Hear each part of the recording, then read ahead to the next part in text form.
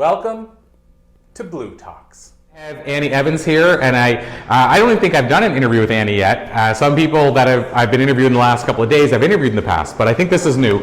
So Annie, I think I'll start in by asking you, can you give us, and I'll say just the short version, the Reader's Digest version of your backstory and your journey so people get a feel at least for who you are. Okay, so my backstory is that I came from a severely abusive background with a very, very mentally ill mother, and nobody knew she was mentally ill, or they just didn't accept it until I was in my teens, so I was severely abused.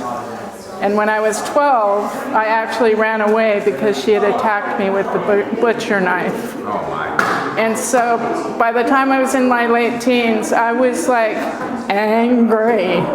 And but I knew I wanted to be somebody. I was always a really strong person, fighting back at her. But I really worked to retrain my brain and become a positive person. And that's why now I want to empower others to know that they can change their life, take charge of their brains, and be wonderful people. So this is probably maybe a tough question to jump in right away, but I'll ask you, what do you think the hardest part is about having such a strong mission and a why? Because I feel like that's a big, some people have a great why, but maybe it's not super deep and big. Right. That seems like a big one to me. It is a big one, and the thing is that my process of how I change my brain and how I reprogram my subconscious, I did it many times because I had several tragedies along the way. So when it finally came to me, which was fairly recently, this is all pretty new to me, I was like, well, at first I was going, well, I don't, how can I help people? And then I went, wait a minute, look at all the times that you've lifted yourself off the floor. And each time I became more and more successful. And my life has been really pretty awesome.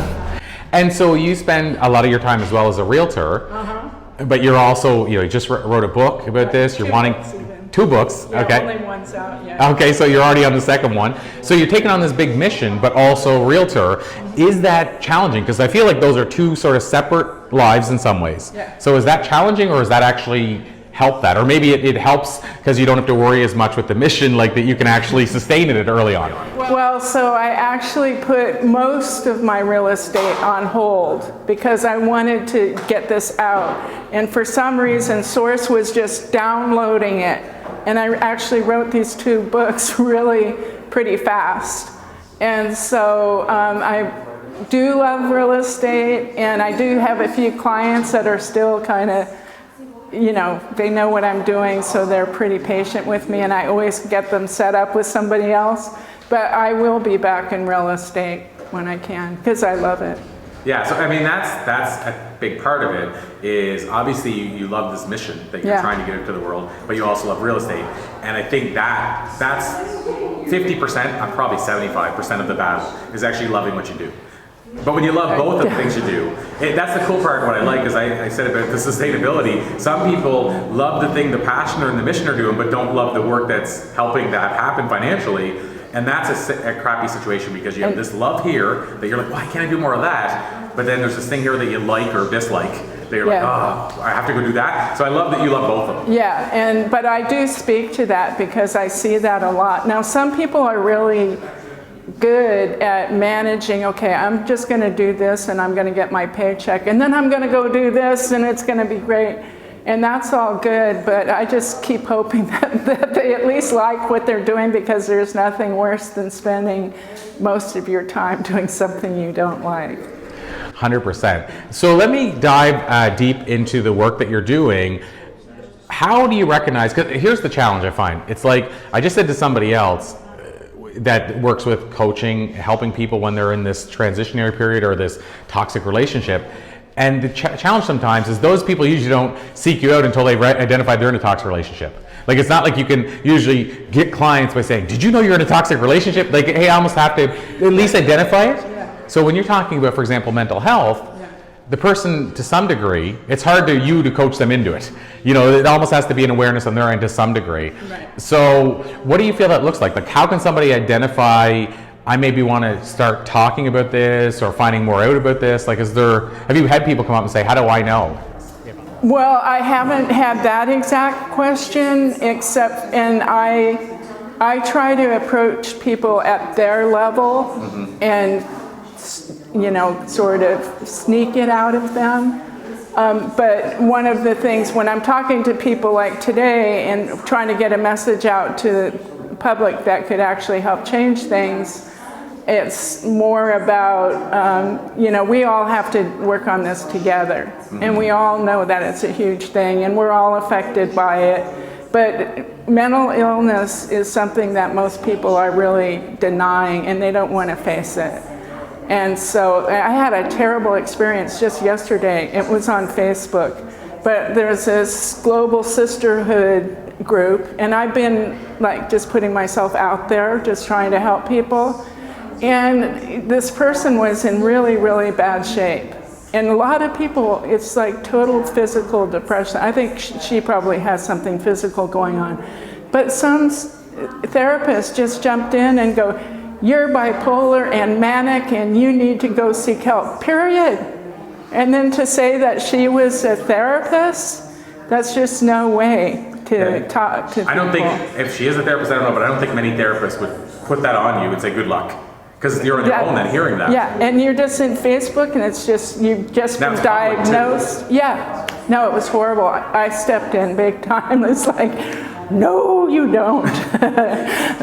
Well, here's a question for you as we start to wind our way down, because there's never enough time, and I know I need to bring you on longer to talk about this bigger, maybe on our other show, bring you on and have a bigger dialogue about this. But what I will ask is, I shared this today, actually, in fact, about my mother being bipolar, and the reason I can say it so easily and comfortably is because she can say it so easily and comfortably. Right. Now, she takes medication for it to the point where most people wouldn't know. She used to take lithium, but then it was actually poisoning her body. So I'm experienced with that. And so it was turning toxic, essentially. And she had it for, which was really hard for her because she was on it for like 25 years with no issue, and then just one day. Yeah. So they found a new one. Up in your blood. Yeah, and here's the thing, even with all that, she still, when she has stuff going on in her head, she thinks it through a lot more than we ever would. Like, I shouldn't say we, but a lot more than most people. Like, she goes, what if this happened? And like when I'm traveling, I traveled on September 11th, she couldn't sleep all day, like all night or all day. But I bring this up because my mother, I shared today that when she goes into a store, if something goes wrong, she goes, I'm bipolar, just ignore me. And people don't know to laugh or not, but I think, like, she's wanting you to laugh, and she's saying, I want you to be okay with bipolar, and so she's trying to make a casual conversation. I love that. I totally love it. But that's what I was going to ask you. What are your thoughts on us being more comfortable talking about it? One of the biggest issues, besides denial, is the stigma. So people, you know, they know that their brain's not working the way they want. They know they're not being who they want to be. But they're so afraid to step up and say, listen, I'm having these issues. And yesterday's funny thing, you mentioned this, because I was shopping and dinner, and there was a guy with a sign, and I've never seen this sign before, but I'm going to try and go find him again today. I didn't have time yesterday. I'm schizophrenic, I'm sick, I need help. And I was like, I tried to turn around and everything, and I checked my watch, and I'm just hoping that he's standing on the street corner. But you never see that. You just say, I need work, I need food. And, it's very empowering to hear somebody really being open about stuff like that. I will say that, and then I want to ask you a question about blutalks just as we bring things to a close, but we were just in Balboa Park here in San Diego the other day, and we saw a guy playing the most beautiful saxophone songs, we'll say, and I say that because he played like 12 songs. He was really brilliant because my son was enamored by him, so then he started playing like Twinkle Twinkle Little Star and stuff, which is brilliant too because there were other parents and they all started putting money in. But his sign said dealing with depression through music. Using music to help deal with my depression, hopefully you can help me as well. Same idea, like you would never see that years ago. And so maybe there's that's a little more common. Schizophrenic is not. Yeah, because depression has a stigma, but not the same stigma. I get it.